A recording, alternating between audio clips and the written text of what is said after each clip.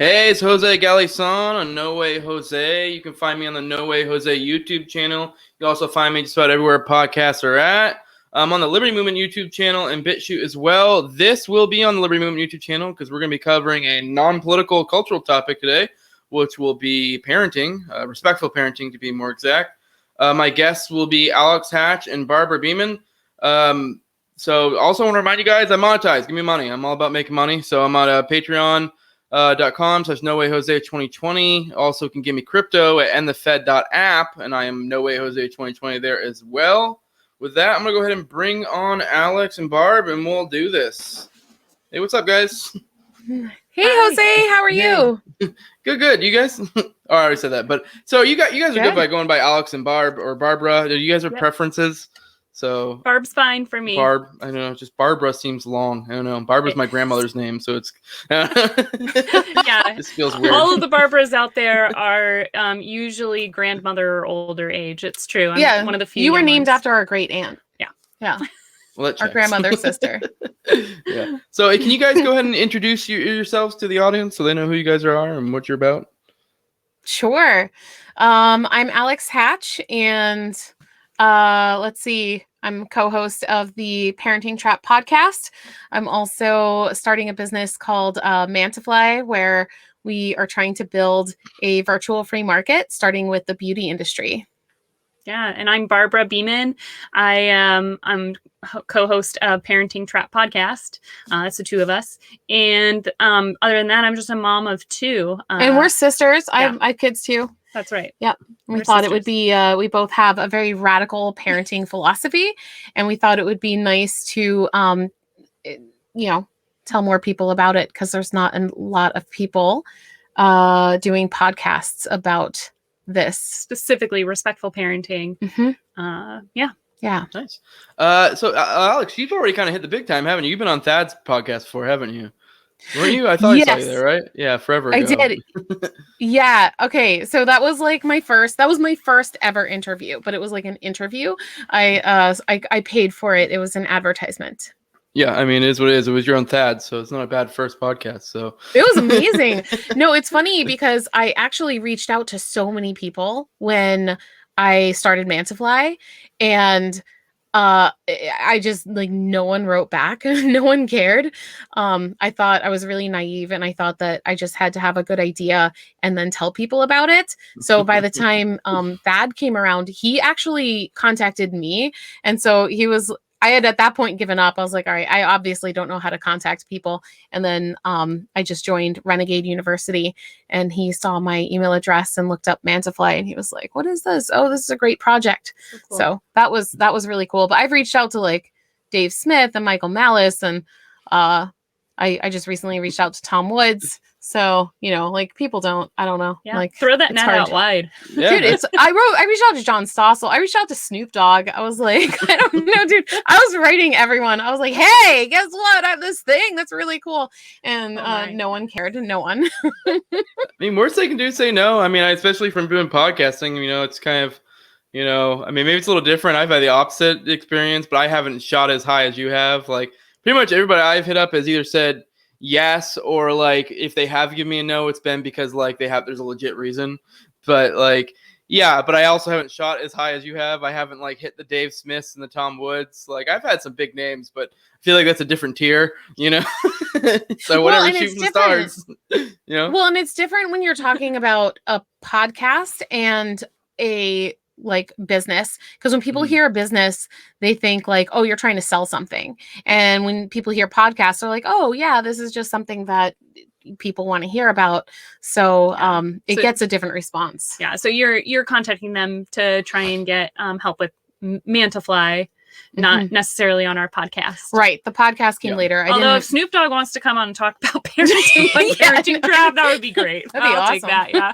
Yeah, that'd be very interesting. Yeah, it is definitely a different dynamic. Like, because if you're just trying to have a conversation, or if like, even if you were to go on someone else's podcast talk about Mantafly, you're not necessarily saying they endorse it. It's just still just a conversation. But it does, like, I feel like it's almost an advertisement, and for people, especially a lot of big names, it's like they get tied up in advertisements, and it's like they're kind of putting their name on it. So even though it's not technically an advertisement, it kind of is. So I could see how it's a different thing. So let's get back to the topic at hand. What is respectful parenting? Let me know what that is. So, I would say respectful parenting is very similar to peaceful parenting, which is something a lot more people have probably heard about. But it's more, what's the word? Like, has more clear boundaries. Like it has a more clear philosophy. It's easier to understand and implement because there's clear reasons why you do what you do versus in the peaceful parenting community. I felt like, because I was at first in the peaceful parenting or attachment parenting community, and there you got these answers to questions, because every parent runs into these problems. Like parenting is super hard, and when you go into these peaceful or attachment parenting groups, they're like, oh, try this, try that, try this, try that. And they don't give you the reasons why. Whereas respectful parenting, I found, gives you the reasons why, the philosophy, the reason behind it, which makes it easier to implement later and when you're in the moment. Mm-hmm. That didn't really answer the question. And then, so peaceful parenting, it's about respect, treating children as whole human beings from birth until adulthood, and allowing them to kind of be their own person. That I would say, not trying to make them something that they're not, and loving them for who they are, as we should with all of our people that we have in our lives.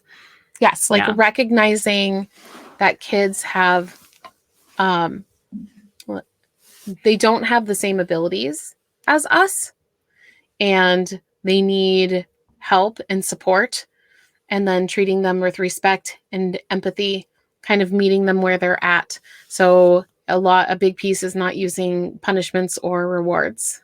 Yeah, well, you guys kind of got two birds stoned there, because my next question was going to be, what's the difference between respectful and peaceful? Because I know that is like the hot item for, especially in the space that we kind of hang out in like the libertarian-ish, that kind of space. A lot of those people are very much like, very hip to peaceful parenting, which is good. That's great, because they're all about, nonviolence, or the NAP and stuff, and that kind of applies. And in my head, the way I kind of distinguish peaceful parenting and respectful parenting is like a more specific version. So I see it as a difference between like being like an ANCAP and being an agorist, because a lot of agorists consider themselves ANCAPs, but agorist is more like a specific version of it, if you will. So I mean, that's kind of how I see it. So like so the way I describe it is like an umbrella, right? So you have the peaceful parenting umbrella, and respectful parenting falls under that umbrella. Yeah, and also kind of way I've squared it in my head, and you can tell me if it's not right, is I see respectful parenting as kind of almost like you're not viewing your children as children, you're viewing them as people. So you're kind of just treating them how you treat people. And I know that's, and it sounds like not crazy when you say it like that, but when you kind of put it in practice, it does kind of sound crazy to a lot of people, because it has a lot of implications. It's kind of the same idea as like the NAP. Like, it doesn't sound crazy, don't hurt people and don't take their stuff, but when you apply it, consistently across the board, then they're like, whoa, like what are we talking about here? But like, so it kind of makes sense. And it is like completely shift people's thinking, I think, when it comes to children. So that's kind of why there's been a few of your episodes we share on the Liberty Movement, like, because you guys, I put you out there, and we've had a few that we've gotten some feedback. They're like, oh my God, they're saying this. And you're like, well, it's not that crazy. Like, I don't know what to tell you. I need to see we need to look check at periodically. I'm not always on top of it. I didn't even know that we had comments. We need to respond to those. I got my first Twitter fights today. I think the big one, I had put this in there for later, but we can go now. The big one that we that people got complained about was I think the not saying good job episode, because they were like, and this is what I was sharing. I don't remember because I share these all out. I promote them all over the place, all over social media. And someone was like, well, of course, us as parents, it's our job to tell them what's good and what's not good, and blah, blah, blah. And like, obviously they hadn't even watched the episode. They just were going off the promotion. It's kind of like, well, like, that's an interesting take you have there. Maybe check out the episode. But it is. There's like research behind this, right? It does. I can understand why parents will think like, well, how are our kids supposed to know what they're doing is good or not if we don't encourage them one way or the other, right? It doesn't seem intuitive until you really hear about it. Well, and like it's kind of easy to convince people not to use punishments because it feels wrong. Like, I think most parents don't want to punish their kids. That doesn't feel right. Yeah, when you sit there and you like throw a child that's like having a hard time into the corner of a room for timeout or whatever. I think even every parent doesn't like love that. They don't really love that feeling, right? No one likes that. They just Everyone feel hates like that. they have to do it. So the thing is, like, the piece where the good job comes in, it's like, we also don't believe in rewards, because punishments and rewards both coerce behavior, and we don't believe in using coercion to manipulate behavior in any relationship. So with kids, with adults, anyone, like, I just don't believe in using coercion to try and manipulate behavior. It doesn't feel like an authentic relationship. Coercion may be a little bit, but not quite the correct term. But I get what you mean, manipulating. You're manipulating them and trying to, lead them on with positive. But yeah. So next question. I guess I probably had to preamble this with what the question of how old are your kids? Because this will kind of lead into my next question. So my kids are 6 and 7. Yeah, my 7-year-old's almost 8. Yeah, mine are 8-month-old now and just newly turned 2-year-old. Okay, cool. Well, then that works out, because you mean, maybe not so much for Barbara, but more for Alex, because the next question I was going to ask you is, have you always employed these methods? I have an 8-year-old and an 11-year-old, and the reason why I'm bringing it up is because I don't know if I necessarily completely categorize myself as a respectful parent. It's not even like a thing I necessarily identified with, but like I guess some aspects I do. But it wasn't until later that I became what I would consider a peaceful parent or whatever, peaceful parenting. Because I did when I was younger. Because I'm only 29 and I have an 11-year-old and I have a 8-year-old. So pretty young. So like I was just young and dumb. So like I've been raised to like spank and stuff like that. So I started that out younger, and it took a while to break myself from that. And I have noticed like some things from that. I mean, it wasn't like when they were super old. The oldest, I would say probably around 3 or 4 is when I probably didn't use those methods anymore. And I have noticed between the two children differences and like it's subtle things like that. So I'm just kind of curious, have you always employed these methods, or is that something you found later or not? Yeah, that's a great question. So we're sisters and we were raised in the same family. Our parents did not raise us this way. I was pregnant with my oldest when I started researching parenting, like just parenting philosophies, right? Techniques. And I remember thinking like, okay, I was spanked, so we have to spank. And I read, you can't spoil a baby. And I thought, all right, that sounds fair. I understand that. But when do you start to punish your kids? And I remember talking to my friends. Who were parents, who were nannies, who were people who spent lots of time with kids. And I said, I don't understand when you know to discipline your kids. And the answer I got from them across the board was, you'll know.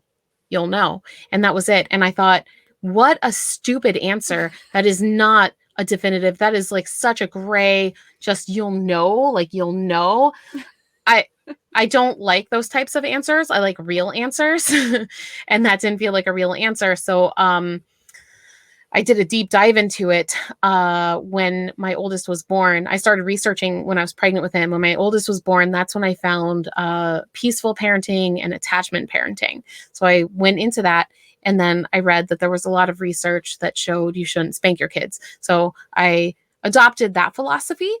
And it wasn't until my oldest started showing signs of troubling, like really difficult behavior, that I thought, okay, this isn't working and I need to find something else. And when I looked for something else, the variation of suggestions were so extreme. Some people said time out. Some people said take things away. Some people said don't do either of those things. It was so extreme, but sticker charts, right? Everything. And they said that no one could give me the reasons why. And it wasn't until my youngest, so my two are 21 months apart. And it wasn't until my youngest was born. And I'd actually heard of this respectful parenting. RIE, R-I-E is another word for it. I read about it, and people in the peaceful parenting community, it's very controversial. A lot of people in the peaceful parenting community hate them. And so I knew that it was controversial. And I didn't look into it. And the little bit I read about it, I was like, oh yeah, those guys sound crazy. So I didn't really think about it. And then it wasn't until my youngest was born that I had harder situations to deal with. And I was desperate, and I thought, you know what? I'm going to read about it. And I read about it, and I thought it was crazy. I thought it sounded crazy. The first thing I tried was, I had this thing where I had a baby. I had to watch both my kids alone in the house by myself. And I had a baby, and then I had an almost 2-year-old trying to play with the baby and hurt the baby. And it was like hard because I didn't want him to hurt the baby. And the more I like intervened and was like, don't hurt the baby, the more he wanted to play with and hurt the baby. And it's not like he wanted to hurt the baby. It was just confusing to him. So the first thing I tried, I read, if we step back and we don't hover and brace ourselves for what we think is going to come, then it might not come. And so we need to actually trust them and give them space.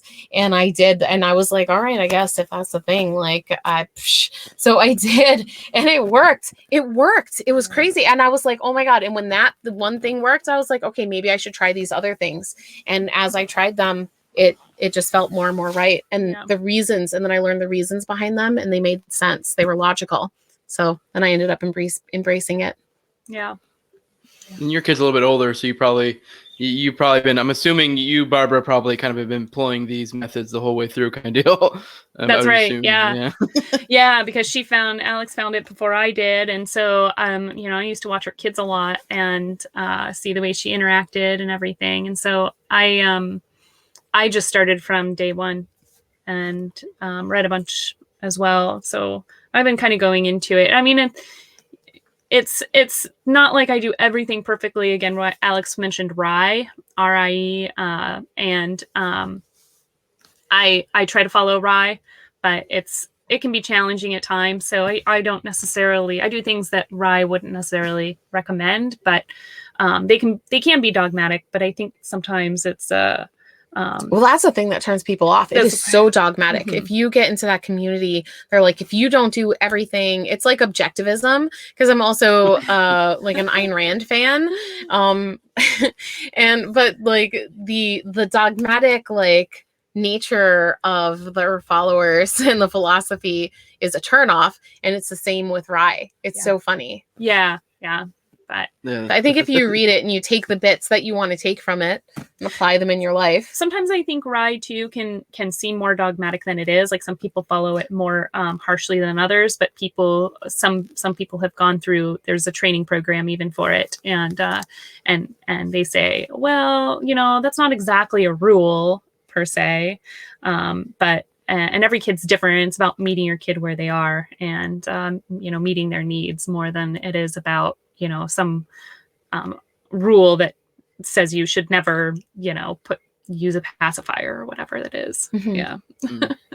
I know the big thing for me, what kind of shifted my thinking, at least from, I know, like I said, I don't necessarily even now would consider myself respectful parenting. It's kind of a newer idea, but like they said, the peaceful parenting, the big thing for me was probably like my shift into like libertarian thinking and like applying the NAP. And I just could never square that I had this illogical thinking of that, like I applied the NAP, but for some reason this one spot it doesn't apply here. You know what I mean? And after a while, just like that just didn't square with me. And it's after a while, just like I just was like, yeah, that doesn't make sense to like spank your children and then to also be like, well, we can't hurt people and take your stuff. And it's like, but why is there just one person these one group of children or people you can or whatever, So yeah, one thing huge. One place where I felt like I've kind of always been I guess it would be maybe something that's a little bit of a respectful parent. I don't know where I heard it, but I heard it from a very young age. And I have very smart children, and I think this is a product of it. And I would think this is kind of something along the lines of respectful parenting. I don't know where I heard it, but I heard you should talk to your children kind of like adults. And I don't mean in the way of like, I'm not talking to them about like, inappropriate things. But when I talk to them, I don't talk down to them. I mean, like, I'm not intentionally being pretentious and using large words that I know they won't understand, but I also, on the other hand, I'm not intentionally dumbing down my language to the point where it's condescending. And I've kind of always done with my children, and I have very smart children, I think, for that reason. And I feel like that's kind of similar along the veins of respectful parenting. I don't know if that's a thing, because I don't know. It's just something I heard before. Mm-hmm. My wife always actually gave me shit about it, and she was just like, you can't be doing that. They're not going to understand it. I'm like, they pick up these words. Like I know most of my vocab words I've learned throughout my life, it's just been like, I didn't know what they were, but you hear them used in context and you pick them up as you go. And so I feel like the same thing applies for children. I feel like children get this knack for being dumber than they really are, you know? So I think they are smarter than people give them credit for. They're so much smarter than people give them credit for. Yeah. They really are. And it starts as a baby. People don't think that babies understand, and they do. They understand so much more. Oh, yeah. And they'll understand even more when you talk to them. Yeah, if you give them a chance to ask a question and give them they take longer to process than adults do. Because, they're still forming. All those neurons are just exploding in their brains.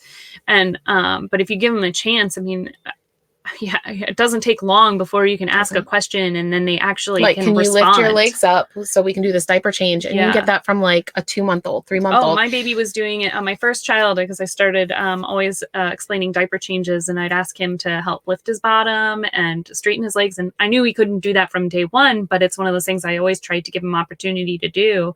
And I remember, I think he was maybe 5 or 6 weeks old. 5 or 6 weeks old, I said, "Oh, can you help straighten your legs?" And I gave him a chance, and he just straightened his legs so straight. Or pickups. Are you ready for me to pick you up? I always ask my child that, my babies, are you ready for me to pick you up now? And it doesn't take long, a few weeks before you can kind of see them almost bracing for you to pick up. They respond when you pay attention. They respond. Our brains are wired to make these connections. Yeah, and they are looking for patterns. Like that is their entire job, is to understand the world around them. So when we talk to them like people and we give them a moment to process it and then act, they get it. They get so much. And what you were saying too, when it comes to talking to them like whole human beings, it drives me crazy when I see parents be like, "Oh, you ready for your baba?" And you're, whatever. They use like not even full sentences, and they use short words, like the word that their kid might be saying, wah for water. I'm like, they're going to continue to say that for a super long time if that's how you talk to them, but it doesn't take long for them. They're trying to say the word that you're saying. And when you say it back wrong to them, you're imprinting the wrong word in their mind. And then eventually they're going to have to get out of that. And how many parents at a certain point will say to their kid, "Stop talking like a baby"? I hear parents say that. Stop talking like a baby. Like, all of a sudden it was cute when you were 2, but when you're 4, you're not supposed to say those kinds of things anymore. And it's like, well, that's kind of how you talk to your kid a lot. And it's weird. So now they don't, like, how are they supposed to know? You're just reprimanding them for a thing that you did back to them. Mm-hmm. That's tough. Yeah. Yes. Yeah, no, I don't know. That was just something I've always kind of done. I don't remember. I remember just vaguely hearing it somewhere, and I just always thought that was like smart, and it makes sense, and I'm glad I've done it. Like, and I feel like some people hear that and they think like you shouldn't be like, there are like sometimes where I feel like you can be cutesy and kind of, do cute things, but it doesn't necessarily mean like, I'm like, even now my kid's older, I'll sometimes, mess with them, be like, "Hey, how you doing?" And, shit like that. And but it's like, but it's just being playful. But like when I'm in a normal conversation, I don't talk to them like they're stupid. I talk to them like they're any other person, like within reason, I also am kind of taking into account like their knowledge to some extent. I'm not talking to them the same way I would as if I was talking to someone who I know we're having a super deep intellectual conversation or something. I'm not going to talk to my children like that because that would be a little ridiculous, but I'm going to talk to them like I would just any other person off the street. So I think it makes a difference. And I feel like this kind of plays into your newest episode you guys had today that I watched. It was the Not Helping Kids. I think it's kind of the same vein, the same idea, basically, of like, it's almost like kind of condescending to be like essentially helping them. You should allow them to do things on their own and to create independent beings. So I don't know if you want to elaborate on your newest episode. I thought that was a pretty good one. I watched that today. Oh, thank you. Yeah. Actually, I was just talking to Barbara today about how it was a little confusing because my kids still ask for help for things. And then I was like, wait a minute. Okay. What we were specifically talking about was in play. So we shouldn't be helping our kids in play, but we do encourage adults to support their kids and help their kids when their kids have an interest and they need the help. So so that was a little misleading. Yeah. And we're gonna do a follow-up episode about that. But it's true. I mean, in play, kids are super play, and even starting from infancy, we don't necessarily recommend grabbing a toy and giving it to our infant just because they're reaching for it. We encourage, actually more observation, watching your child, allowing them to get through that struggle and seeing what they're, just enjoying their development from that point on. And not necessarily solving all of their frustrations, particularly in play. And then also, I mean, we say play, but I think that just that can go into something that we might think of as educational too. So even if a child is doing something like a puzzle and you think, oh, I'll help them and show them how to finish this puzzle. It's like, if you just do it for them, well, then what are, there's so many messages you're sending to them through that. They're not capable of doing it themselves, or you're sending a message that that only you can solve their problems. And so it's interesting. It's right. It's a tricky You're sending fine them line. A message that we adults, the child might need adults to come save them. Yeah. Which is not a good message to send. We want to send them the message that they can do it. And if they can't do it in that moment, it's okay. It's okay to feel those frustrating feelings. Totally normal. And we can label them. We can support them through those. But it's not our job to save them. We should never take responsibility for someone else's feelings. And I feel like this starts with kids, because when kids get upset, adults jump in. We're like, oh no, how can I help you? And it's like, no, it's okay for them to be upset. It's okay for them to get frustrated. Now, if my 4-year-old, I don't have a 4-year-old, but if I was with a 4-year-old and they asked for help to try and get on shoes, which, even your kids still ask me for help to get on their shoes. You put them on. I would help with that. I'll help with that. I know that they can get their shoes on themselves. It's not like I'm worried about them not being able to get their shoes on, or I'm certainly not concerned that when they're 20, they're still going to need me to put their shoes on, but, I'll help them with that task for sure. That's a different task, because that's a self-care, necessary task, where a lot of times the child is asking for help because they want to feel loved and to make sure, connected. So that's different. But in play, when the child is playing, then I feel like we need to step back and allow them to be frustrated. Yeah. And if they ask for help, I don't know, in play, I don't know if it's best to always give help. Like we talked about in the episode, it is a gray area, because I did help my oldest ride a 2-wheel bicycle. So, it's just, parenting is difficult. Yeah. And I think it's important for parents to think about these things and watch out for them. Yeah. Sometimes I think kids ask for help in those situations because they're used to being helped too. So if they're constantly trying to do something like stack blocks and it keeps tumbling, they're gonna, if we always go in and, oh, here, I'll help, and you help sturdy the structure, or you do it, then they're going to be more apt to be like, help. And they become more dependent. Yeah. So if you kind of set the stage from the beginning that they're competent and it's okay for them to fail and it's okay for them to try again, and you sort of try to, exhibit that you're sure they can do it, and even if they can't now, they will eventually, then they won't ask for help from those kinds of tasks so much. Mm-hmm. Yeah. Yeah, I think that's a good. I mean, I think it's kind of one of those things. It's within reason. I mean, you guys would know this topic better than I would. You're more well read on the subject, but I would think it kind of applies well to the thing about it prior with the talk, like how you talk to your children. And I do think it is very much within reason. Like I said, I didn't get from that you guys were saying you should never help your children. I would because that's kind of dumb. But I get from you should allow them to, when appropriate, do things on their own. And I feel like as a parent, you generally have this tendency to just jump in and do things for them. And it's you should give them every opportunity possible.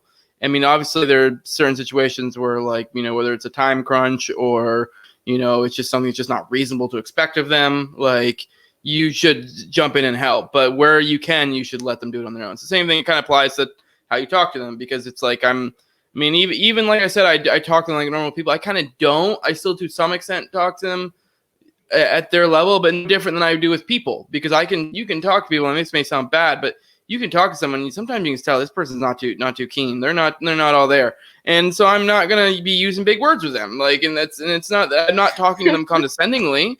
I'm just going to be like, I know they're not going to understand this language, so I'm going to talk to them a little bit differently. And the same applies for children, I would think, so yeah. And I feel like it's different than being condescending. That's not saying you should never have fun play talk with them. It's the same thing like when you have a cute puppy, like, it's so hard not to be like, oh my God, look at you. And that kind of thing goes for babies and stuff like that. It's not saying you should never, ever engage in that. It's just, like, I feel like there's a balance, like, I don't know, to bring it back to the political spectrum, like, don't be extremist in that regard, I guess, even though I guess I'm a political extremist in regard, but when it comes to that, I think moderation is a little bit key, to some extent. Yeah, well, and I think what you're kind of describing there is like understanding what's developmentally appropriate for the child. Yeah, like, a 5-year-old doesn't have the same capabilities as like an 18-year-old or a 2-year-old. So, we will have different expectations and speak to them differently. But as far as, not treating them condescendingly, I think we know what that feels like, and we know when we're being condescending too. So it's like, we obviously try to stay away from that. It makes a lot of absolutely. Yeah, I think children can tell when you're not talking to them like you would talk to another person, and I feel like they may not necessarily feel condescended to,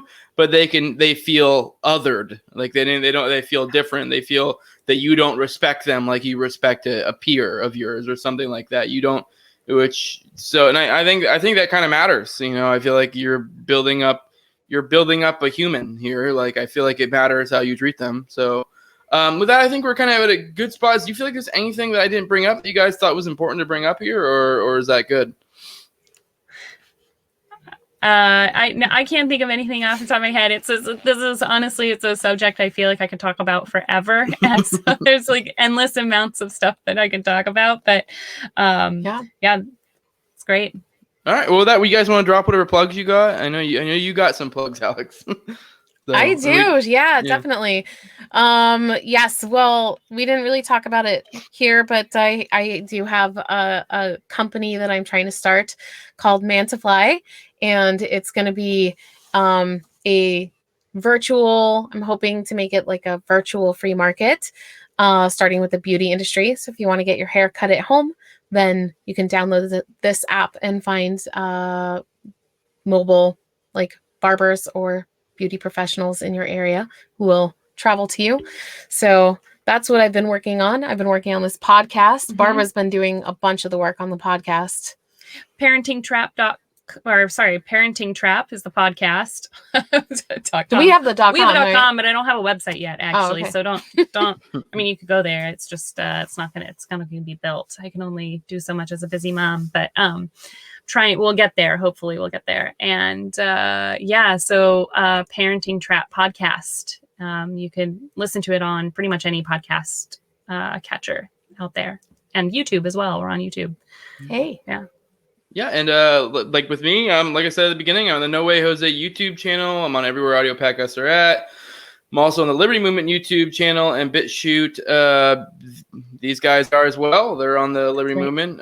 If you want to catch their newer stuff, you need to subscribe to their channel, because we're good 6 episodes back on the Liberty Movement. But yeah, we're Liberty Movement's on Facebook and MeWe as well. You can hit me up at thelibertymovementglobal@gmail.com. All this stuff is going to be in the video description as always. If you want to give me money, which I definitely say you should, hit me up at patreon.com/NoWayJose2020, or you can give me crypto at endthefed.app. Like, share, subscribe, comment, all that good stuff. I really appreciate you guys coming. I hope to have you guys on again. I'll probably have you on at some point, Alex, to talk about Mantafly, and with that, deuces. That's awesome. That'd be great. Thanks for having us. This has been awesome. This has been fun. Oh, no problem. Yes. All right. We'll see ya. Thanks. Bye.